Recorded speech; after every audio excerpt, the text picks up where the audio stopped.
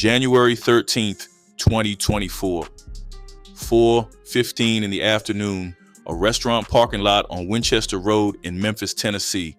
A Memphis police officer in the area heard gunshots. He moved toward the sound and found two men outside Perignons restaurant and event center with multiple gunshot wounds. One of them was Anthony Mims, known as Big Jook, 47 years old, older brother of Yo Gotti, key figure in CMG, one of the most powerful rap labels in the country. He was transported to the hospital and pronounced dead. The people inside that restaurant had gathered for a repast. They were there to eat and remember a man who had died on New Year's Eve, 13 days earlier.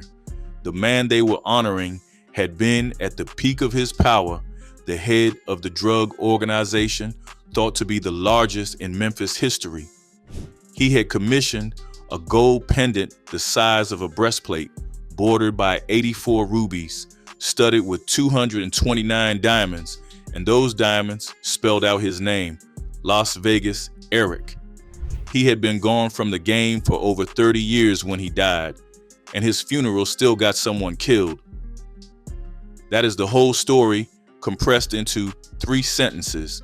If you want the version with everything in it, the version that makes sense of how a kid from the south side of Memphis ended up with his name spelled in diamonds, how the government sold that name at auction while he was in federal prison, how his organization connected to a California cocaine pipeline that moved hundreds of kilos through a Memphis nightclub, how his family's world shaped the early childhood of one of the biggest artists in hip-hop, and how a repast for a man dead 30 years later became the occasion for the next murder in a city that does not easily finish the stories it starts.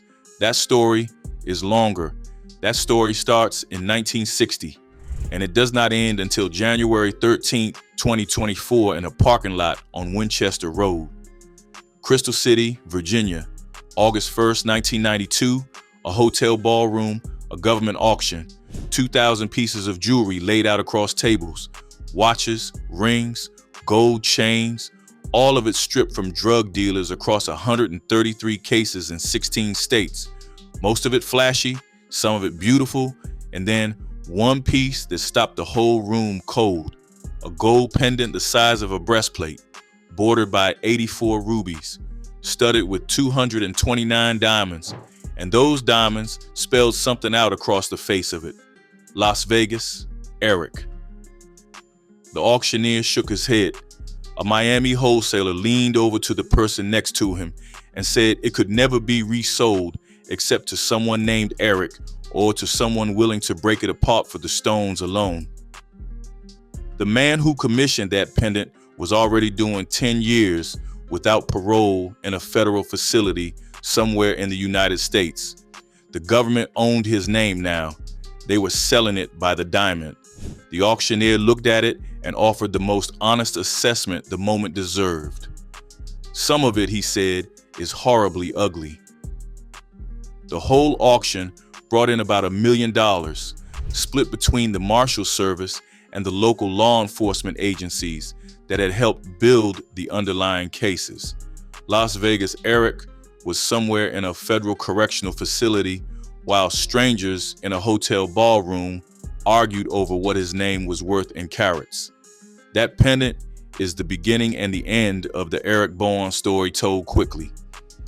If you want the version with everything in it, the version that actually makes sense of how a kid from the south side of Memphis ended up with his name spelled in diamonds and his organization named in federal court documents and his funeral serving as the occasion for the next generation's most public murder, that story is longer. That story starts in 1960, and it does not end until January 13th, 2024 in a parking lot on Winchester Road, Memphis, Tennessee, June 30th, 1960. The same year, a Memphis attorney named Benjamin Hooks was fighting segregation cases in courtrooms across the city. The same city where a garbage strike 8 years later would bring Martin Luther King Jr. to his final days. Memphis had that kind of weight to it, beautiful and brutal in equal measure. a city that could inspire a movement and break a man in the same breath, sometimes at the same time, sometimes in the same building.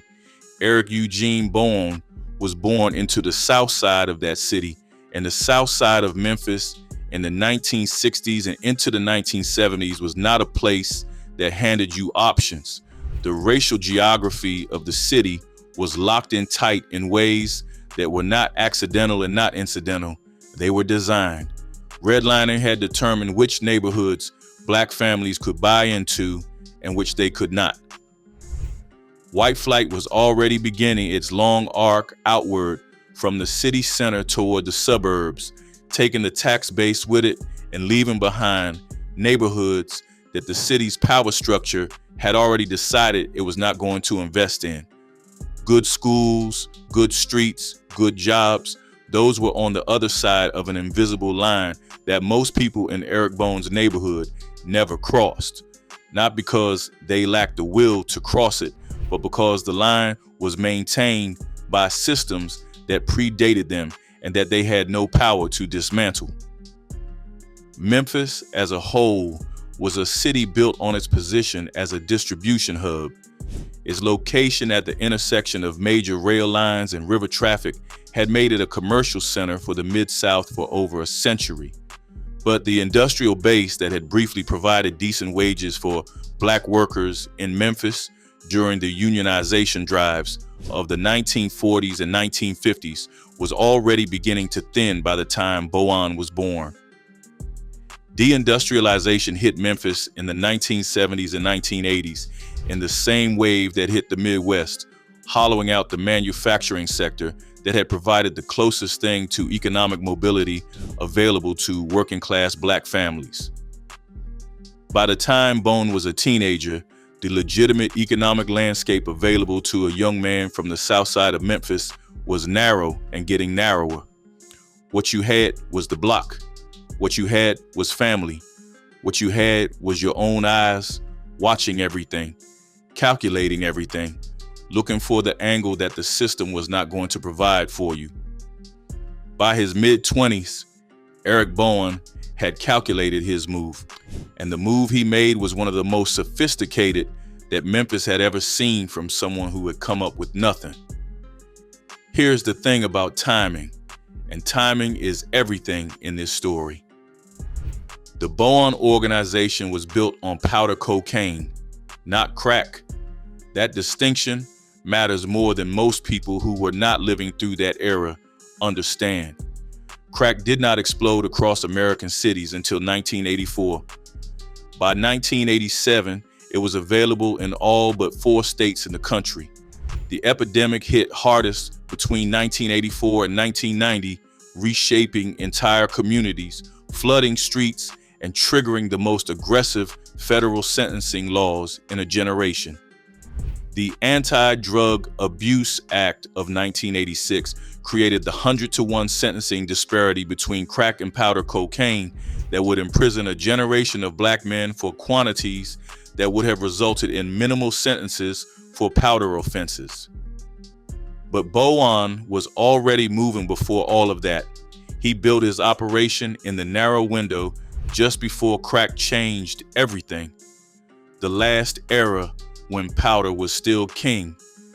When a man who controlled a direct pipeline from Los Angeles all the way to Memphis could sit at the top of an entire city's drug economy without the federal government's crack era sentencing machinery fully bearing down on him. He built something in that window, and what he built was, by every measure the federal record offers, frankly impressive in the most uncomfortable way possible. He did not just build a drug organization, he built a family, and that word is not used loosely here. Some of the people who came into his circle did not just work for Eric Bowen. They took his name. They called themselves Bones, not because they were born into it, but because they chose it. Because in that world, the name meant something. It meant you were connected to something real, something organized, something that was moving weight while everybody else was moving corners. The Bowen family, part blood, part chosen, all in. At the center of it, a kid from the south side of Memphis who grew up watching a city that had no plans for him and decided to make his own. Every serious drug operation needs three things: a product, a pipeline, and a front. Eric Bowen had all three, and the way he assembled them from the south side of Memphis in his mid-20s was a demonstration of organizational intelligence that his own attorney would later describe in terms more suitable to a business school case study than a federal sentencing hearing. The product was powder cocaine, high quality, coming directly from Los Angeles, California, not from a middleman in Nashville, not from some connect two cities over, from Los Angeles direct. Bowen went to the source, built the relationship, and locked it in. The California supplier was a woman named Sharon Knox. The arrangement was simple and efficient. Memphis money went west, Los Angeles cocaine came east, clean, profitable.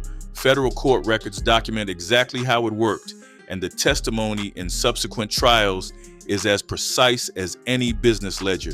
The pipeline ran like clockwork. Couriers carried cash, hundreds of thousands of dollars at a time, from Memphis out to Los Angeles. One documented run, confirmed in the Sixth Circuit Court of Appeals record, involved $140,000 in cash being exchanged for 8 kilograms of cocaine, 8 kilograms in a single run. And that was not the ceiling. That was one trip the feds managed to document with the specificity required to survive appellate review. By the time FBI surveillance cameras were catching the operation, the amount of money moving through a single meeting on a single afternoon was somewhere between $100,000 and $170,000. The front was a Memphis nightclub called Mr. B's. The Bone family owned it. It was a real business. People went there, music played, drinks were poured, and somewhere behind all of that, the clearinghouse for a cocaine empire was running its books. The nightclub gave the money somewhere legitimate to flow into and flow out of. It gave the organization a public face, a reason for people to come and go, a social hub that made the network of relationships around it look, to anyone not paying careful attention, like the ordinary social geography of a Memphis club owner and his family and friends. Bowen was very specific to his attorneys and to anyone who ever asked about his own role in all of this. He said he never touched the cocaine, not once.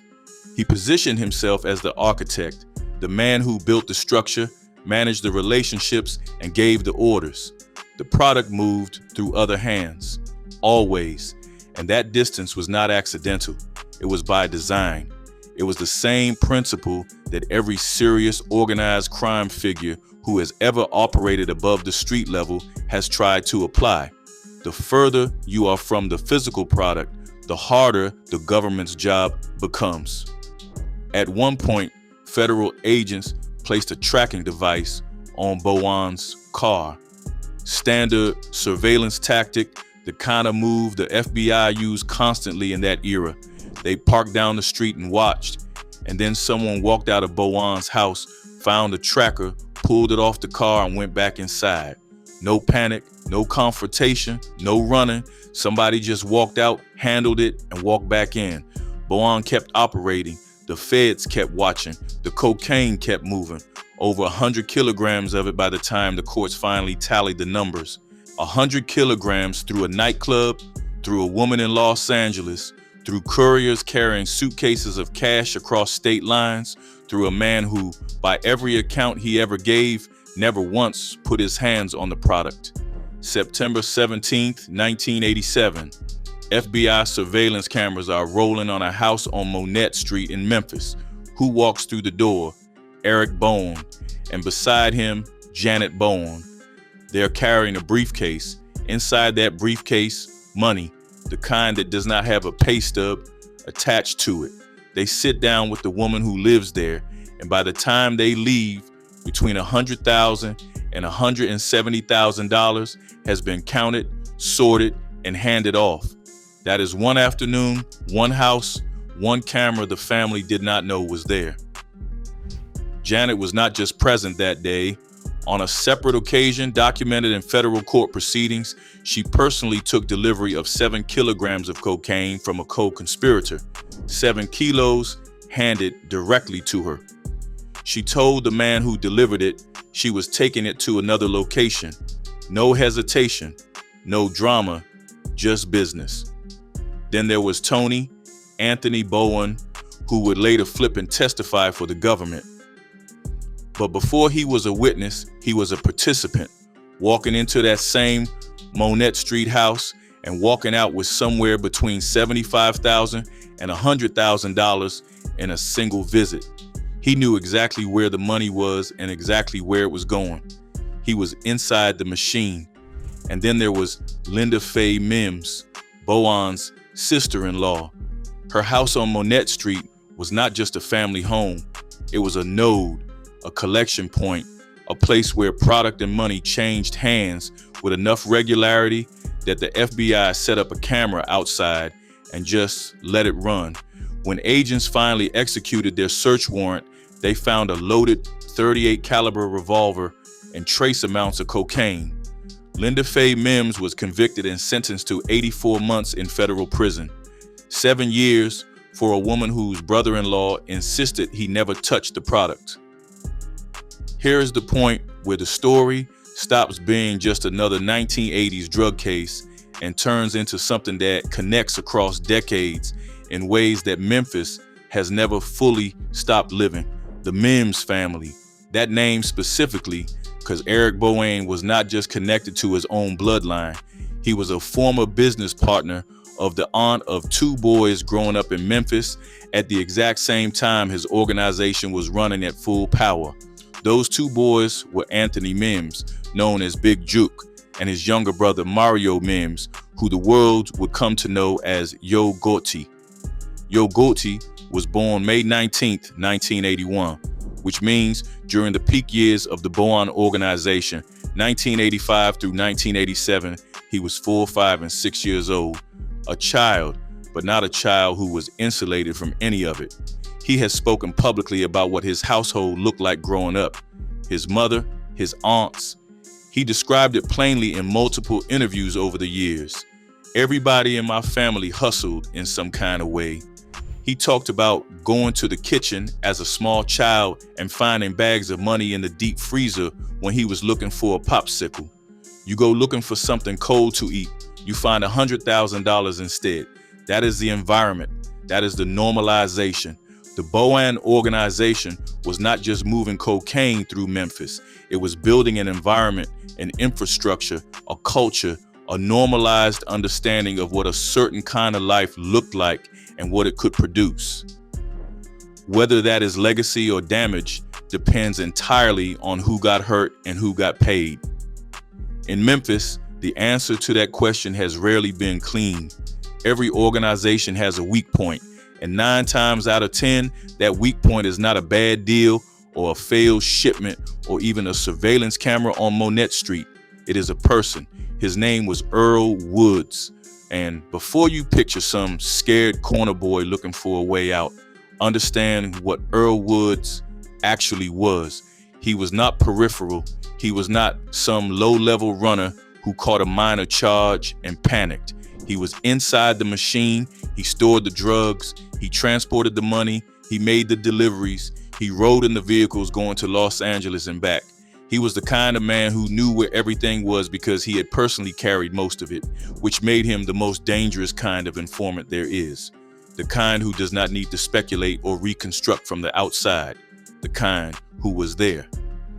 When Earl Woods started talking to the FBI, he did not just give them names. He gave them the whole architecture, dates, dollar amounts, addresses, the specific mechanics of how cocaine moved west to east and how money moved east to west. He gave them Sharon Knox in Los Angeles. He gave them the Monette Street house. He gave them the meetings, the handoffs, the counting sessions. He handed the federal government a complete picture of an organization that had been running for years without a single federal charge, because Bowen had been careful, because the insulation had held, because the structure was designed exactly to prevent what Earl Woods was now doing. The thread got pulled. The whole thing came down. November 29th, 1989, a federal grand jury handed down an indictment. Eric Bone plus more than 20 co-defendants. The whole network charged under 21 United States Code sections 841 and 846, conspiracy to possess cocaine with intent to distribute. The case carried the name of the man who built it, the Bowen Organization, official, on the record, federal. Here's the part that surprised anyone who expected a different ending to the courtroom chapter. Eric Bowen pleaded guilty early. He did not fight it in court, did not put his co-defendants on the stand to tear each other apart, did not drag the case out for years the way a lot of kingpins do, cycling through lawyers, filing delay after delay, hoping somewhere along the line the jury starts to doubt the whole thing. He took his deal, and then, as the Memphis Daily News later put it, he quickly faded into obscurity while his co-defendants went to trial one by one, each conviction a new chapter in the federal record of what he had built, each appeal adding more pages to a paper trail that would still be sitting in law libraries decades later. His sentence, 10 years without parole. And while he was inside, the U.S. Marshals were in a hotel ballroom in Crystal City, Virginia, putting his life on a table for strangers to bid on. The watches, the chains, the rings, and yes, that pendant. 229 diamonds spelling Las Vegas Eric, bordered by 84 rubies, the size of a breastplate, sitting under auction house lights, while a Miami wholesaler told anyone who would listen that it was essentially worthless unless you knew someone named Eric or were willing to dismantle it stone by stone. The whole auction brought in about $1 million. Las Vegas. Eric was somewhere in a federal facility while strangers argued over what his name was worth. He got out, and then the Memphis Daily News described what followed with a phrase that lands harder than any indictment language in the entire record. He quickly faded into obscurity. That is the sentence. The man who built the largest drug organization in Memphis history, who moved over 100 kilograms of cocaine through a direct pipeline from Los Angeles, who commissioned a gold pendant the size of a breastplate with his name spelled out in 229 diamonds, faded into obscurity, picking up smaller charges, moving through the system quietly, nobody watching anymore. But what that phrase does not tell you is what was happening to his body during those years. His own attorney, standing in front of a federal judge in a later proceeding, laid it out plainly. Bowen had been using cocaine regularly for years. The same product he swore he had never touched. The same product he had built his empire around and maintained his careful distance from. It had been going into his body for most of his adult life. By the time a second case caught up with him, he had already suffered multiple strokes. His health was serious. His world had shrunk to almost nothing. October 2009, DEA agents are watching a doctor's office in Memphis. The doctor's name is Daniel Farino. He is the primary target of a long-running investigation into prescription drug trafficking. He has been writing prescriptions through the back door of his office, Xanax, Lortab, hydrocodone, to people who fill them and resell them on the street. And one of the people walking out of that office on an October afternoon in 2009 is Eric Bowen. Agents stop him, they search him, they find 25 prescriptions in 10 different names. Not his name, 10 different names. He had been buying them from the doctor for $45 each, filling them at pharmacies across Memphis and reselling them at a markup to street-level dealers. Let that number sit for a second. $45. This is the man who once coordinated the exchange of $140,000 in cash for 8 kilograms of cocaine in Los Angeles. Now he is running a $45 prescription flip out of a doctor's back door. The distance between that pendant and that parking lot is one of the steepest arcs in the entire history of Memphis organized crime, and it says nothing about character and everything about what cocaine does to a body over the course of a life built around it. He cooperated with investigators immediately. His attorney told the court that getting caught had probably saved his life, and 1 month after his arrest, he had another stroke. Federal Judge Thomas Anderson sentenced him to 3 years in federal prison. Before he did, he looked at Eric Bowen and said the line that closes that chapter better than anything else in the record: "Stay away from people like Dr. Perignons." That is a federal judge talking to the man who once had an entire city's drug economy running through his family's nightclub. 3 years for $45 pill prescriptions, cooperating fully, body already breaking down.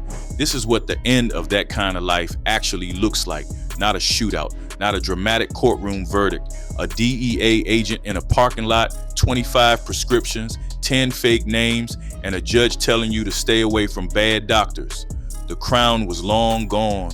The diamonds had been sold. The pipeline had been dismantled for 2 decades.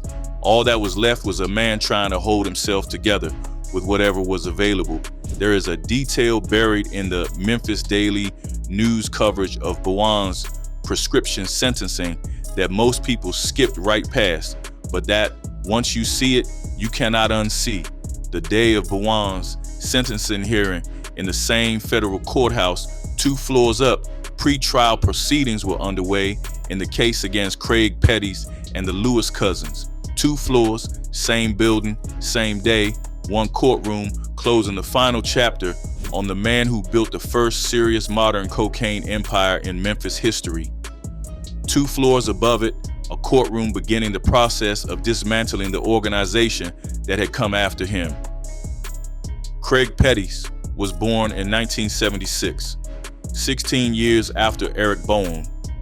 He grew up in South Memphis's Riverside neighborhood in a tiny brick house his mother bought for $17,000. She made a little over $15,000 annually, working as a foster parent and in some capacity for the school system. He came of age in the 1980s and 1990s, right as crack was reshaping every inner city in America, and by his mid-20s, he had built a drug empire operating across 8 states with a direct alliance with the Beltran-Leyva cartel in Mexico. Federal authorities documented his organization as the first Black American drug group to be accepted as a peer partner rather than a subordinate by any Mexican cartel. He was eventually sentenced to 9 life sentences in 2013.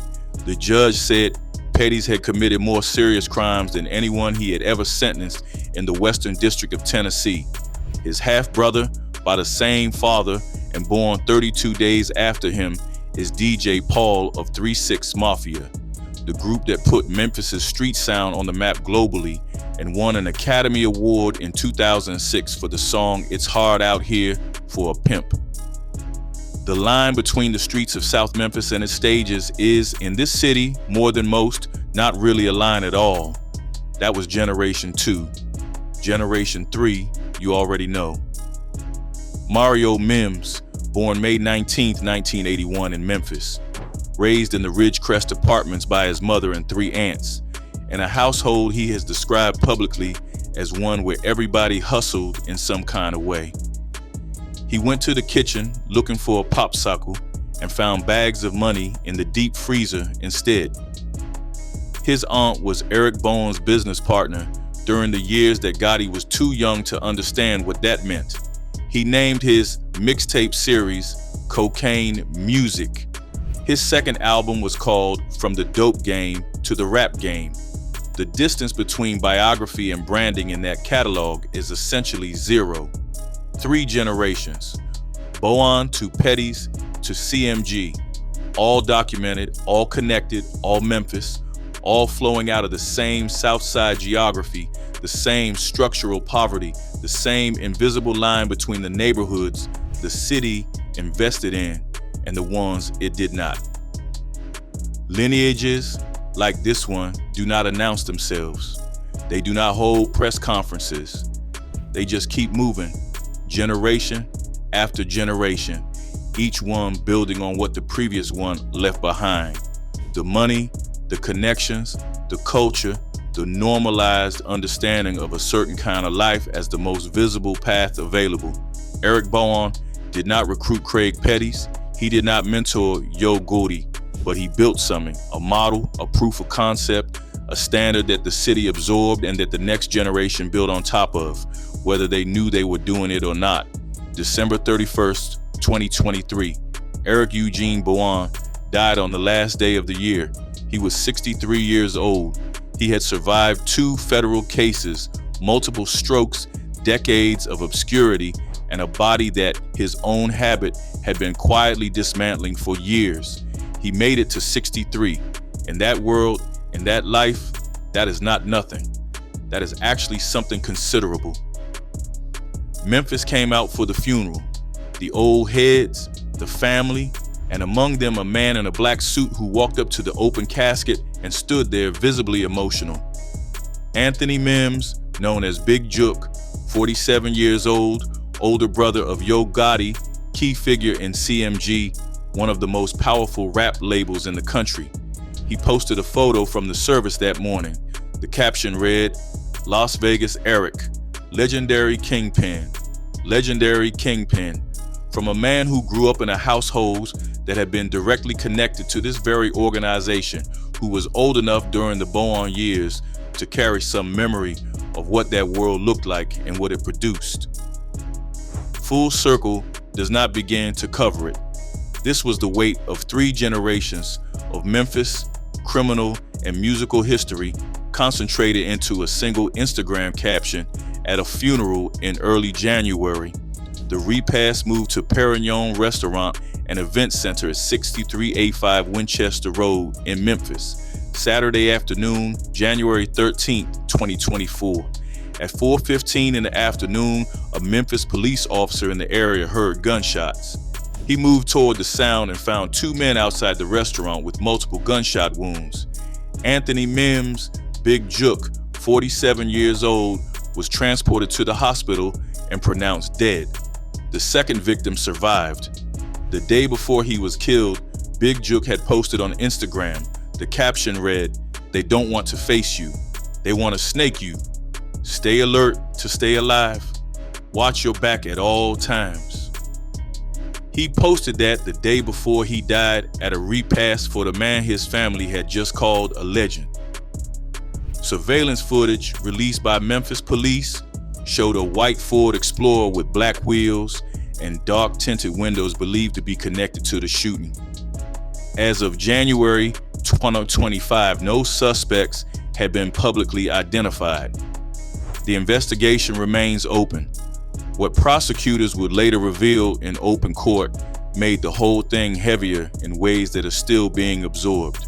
During the trial of Justin Johnson, charged in the 2021 murder of rapper Young Dolph, Shelby County prosecutors alleged that Big Jook had put a $100,000 contract on Young Dolph's life.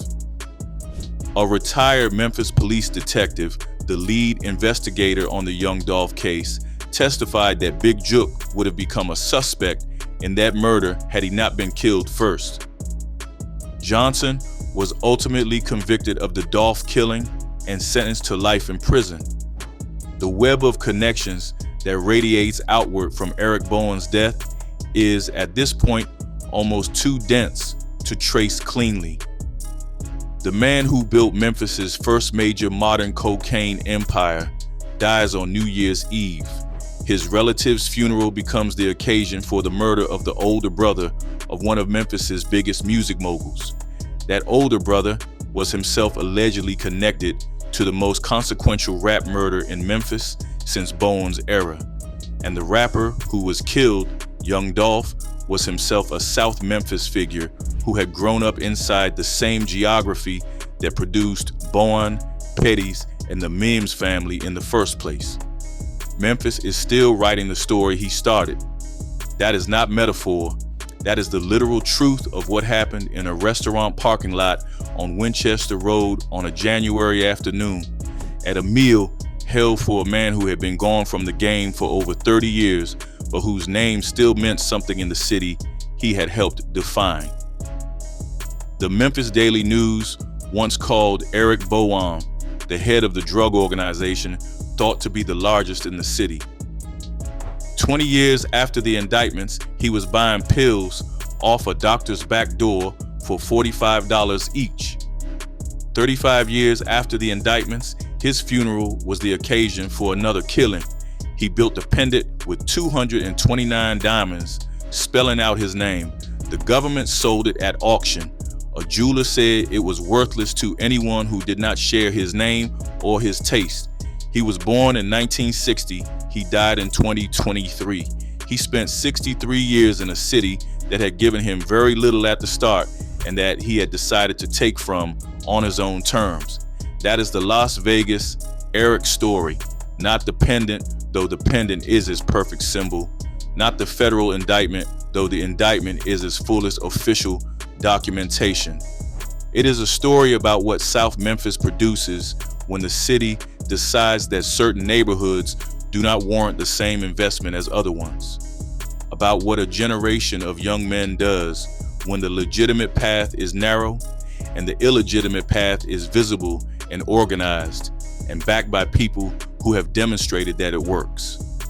About what happens to a body and a name and a legacy when you build something from nothing and then spend the rest of your life in the shadow of what it was.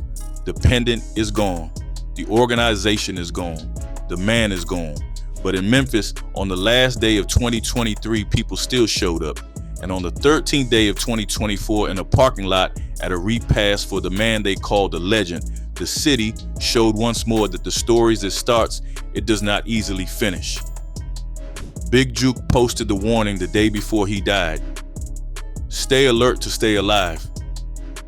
Watch your back at all times. He was at a funeral repast. He was in a restaurant parking lot. He was surrounded by people who had known Eric Bowen for decades. He did not make it out of that afternoon. Las Vegas, Eric started something in Memphis in the early 1980s in the narrow window before crack changed everything, with a direct pipeline to Los Angeles and a nightclub and a family willing to hold the whole thing together. He swore he never touched the product. The product eventually touched him anyway. That is the oldest rule in the game, and it does not make exceptions for architects, for men who insulated themselves carefully, or for anyone carrying 229 diamonds with their name in them. The city keeps writing. The story is not done.